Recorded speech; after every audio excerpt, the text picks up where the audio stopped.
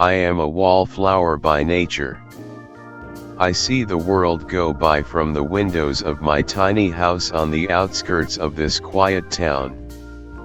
It is a boring life, but it's mine and I have become used to its calm beat. On this particular day, however, I woke up to an awkward sound that cut through the serenity of my usual morning routine. Rubbing my eyes dry, I rushed to the window, attracted by the strange noise coming from the public square across the road. Looking down at what was happening with difficulty through dirty glass panes, my breath caught in my throat when I saw an uncanny picture: circular saws mounted above benches and slowly rotating in the early morning sunlight. What kind of madness was this?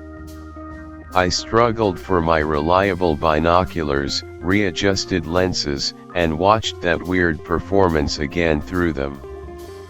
The blades were shining ominously against a backdrop of what used to be a peaceful square itself. Then there they were, two young people sitting on one bench fitting around opposite sides of one turning blade. I watched in terror as my heart pounded in my chest. Their hands came together with a sound like bones breaking.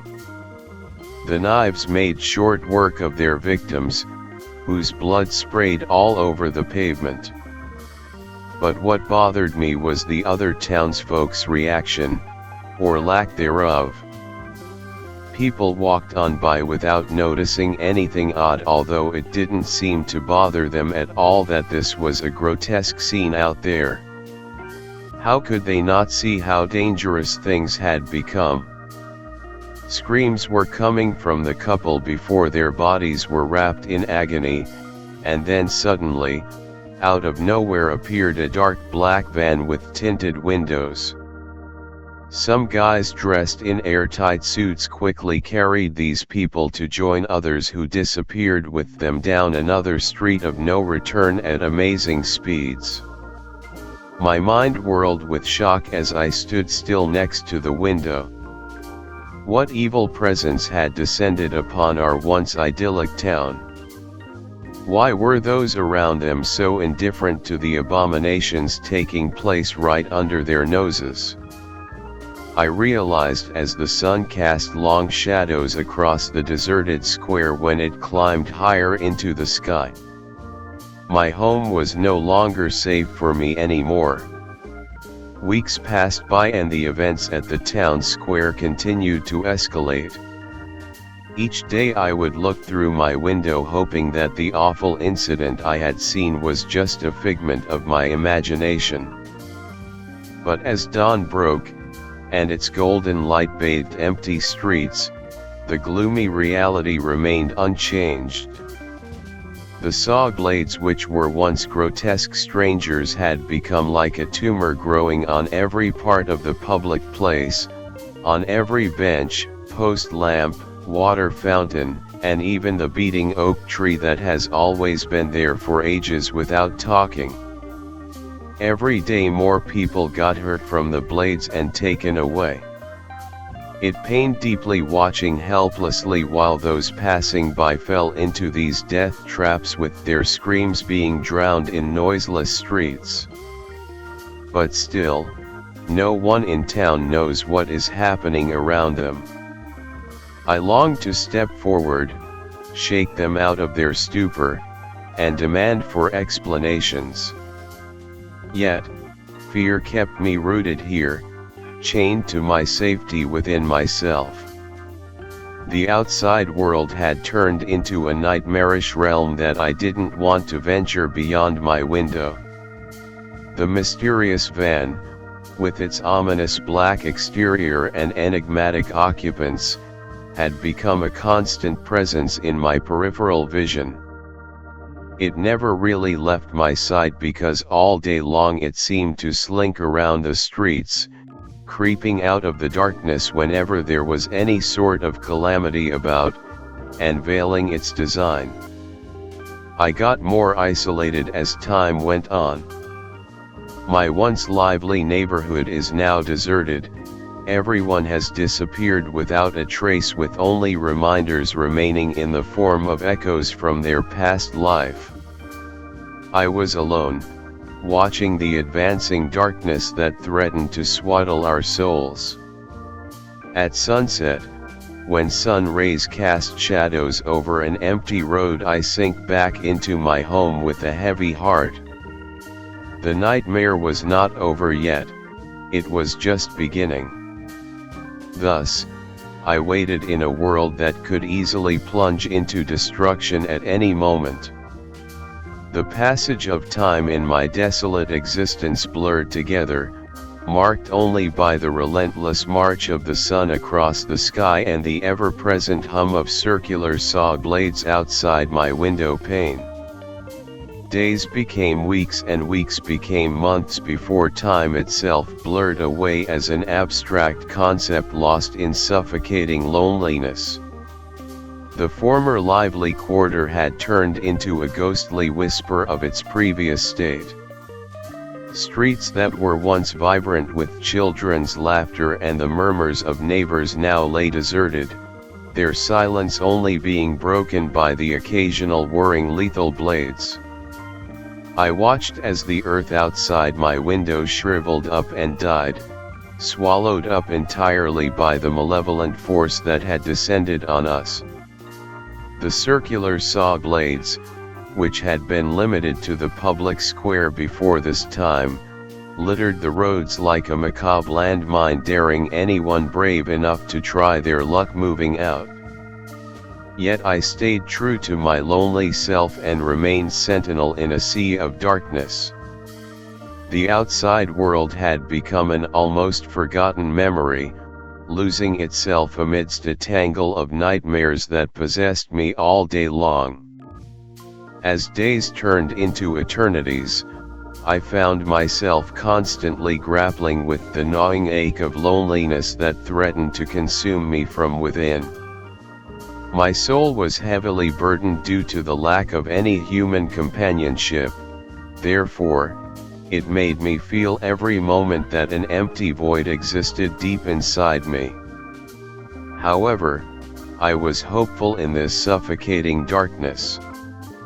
Because I knew that somewhere out there, outside my window, others were still fighting on and clinging to life as they fought against a rising tide of despair. And so, I waited. As each day came and went, my resolve grew stronger by the day. I knew now that there must be other survivors of this devastated world we used to live in.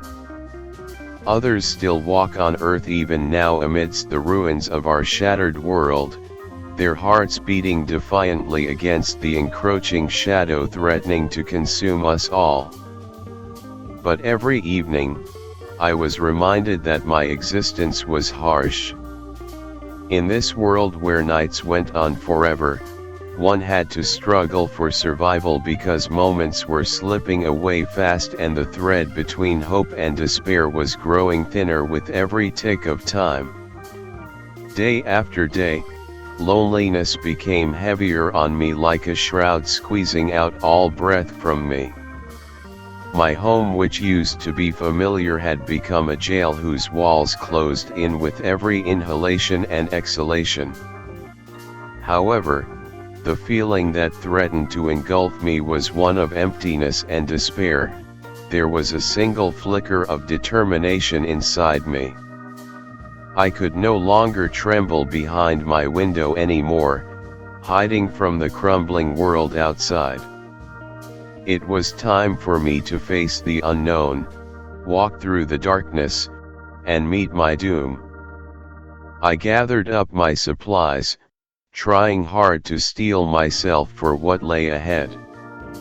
The circular saw blades beyond my window were huge hazards that shone in the dying daylight. Days went on endlessly and stretched. I could not escape their loneliness while struggling with the darkness which had surrounded me. A fortress against the outside complexity, Now my asylum became a jail where every passing moment its walls grew closer to me. I decided that as the world out there descended into more madness, I'd face the unknown from within the confines of my house. With no more than my cleverness and a stubborn desire for survival, I plunged into myself, searching for solace against anarchy beyond my window. The circular saw blades grew in number outside, and the constant deadly song reminded me that danger was just around the corner, but it could not reach here. So, I retreated further inside myself until I was ensconced in thoughts alone. The nightmare that descended like a pall over our once peaceful village lay before me, wrapped in entangled puzzle pieces of uncertainty. However much I tried to find it out, the truth remained hidden, a transient ghost teasing at the boundaries of my awareness. Shadows appeared like a mystery van, whose sinister purpose and enigmatic occupants mocked me from there, forever reminding me of the unknown dangers. Inside the stillness of my lonely life, I felt it all come crashing down on me. The world outside had become a terrible nightmare that made no sense at all. Features I used to know about it have now transformed into symbols of pain and suffering. Yet this chaos gave me some glimmer of hope. Somewhere in my darkness stood resilience, which never broke even when I was on the edge of giving up. Day by day, I strengthened my defenses and built a fortress within the shattered walls of my mind. Thus, in my solitude, I remained immovable as darkness approached from every side. Even if the world outside went mad, despair would not be an option for me. It was only by looking deep into myself that I found the courage to confront mysteries and overcome them victorious, thereby showing that each human being's spirit cannot be broken down easily. That held until I noticed my supplies were running out. Now, I'm making peace with the fact that at some point I'll need to go out and seek food and water.